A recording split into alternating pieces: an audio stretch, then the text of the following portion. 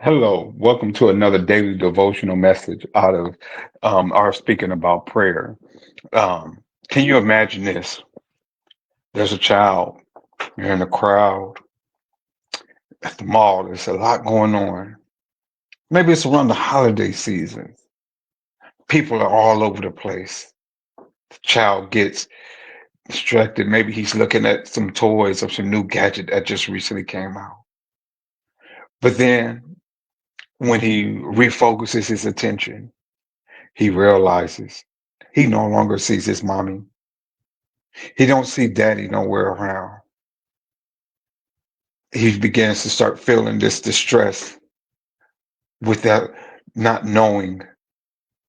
This distress starts to turn into some anxieties and fears start to arise. He begins to think maybe I'm never going to see my mommy again. And he begins to get scared around all these adult people, but none that he recognizes. Being overwhelmed, he does not know where to do. He does not know where to go. We find today when we look at the scripture from Second Chronicles, chapter 20, there's a king, a leader. He's in charge. He hears about these armies that's coming against him and the people that he is given responsibility to lead.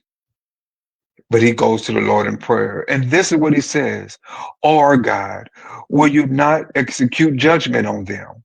For we are powerless against this great urge that is coming against us. We do not know what to do, but our eyes are on you." Have you been in that situation where it seems like you're powerless, when it seems like you just do not know what to do?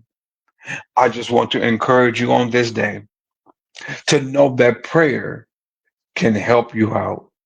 It is through prayer, this prayer that King Jehoshaphat offers up, that begins a chain reaction of things, where the Lord answers him and allows him to know that this battle is not yours, but it belongs to the Lord. It was the Lord that fought that battle. And sometimes the different things in life that seem to overwhelm us and leave us scared, it may cause us to want to retreat and crawl up into a corner.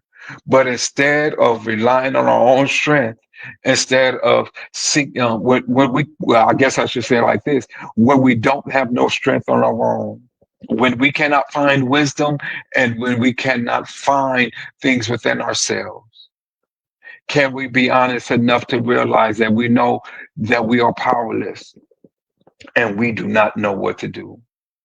What do you do when you don't need to do, when you don't know what to do? Well, here in this prayer, the man of God, the leader, he says, "But our eyes are on you." Notice the inclusiveness of the eyes.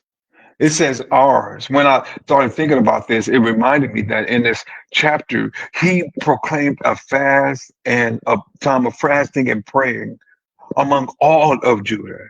And everyone came together, even with the husbands came with their wives and their children. And they sought to seek the Lord.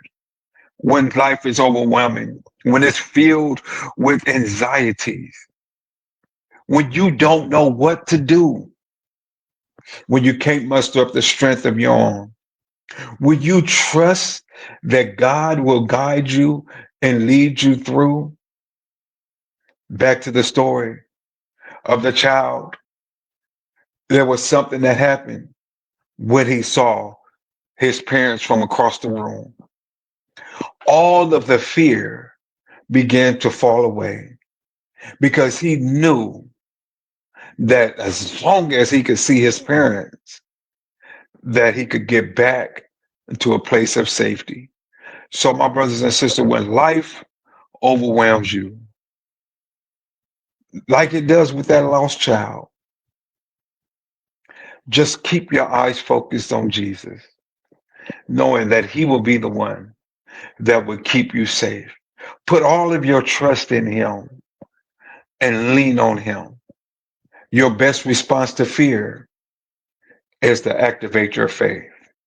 And what better way to do that and than to pursue him in prayer? May God bless you and may God keep you. That is my prayer for you today.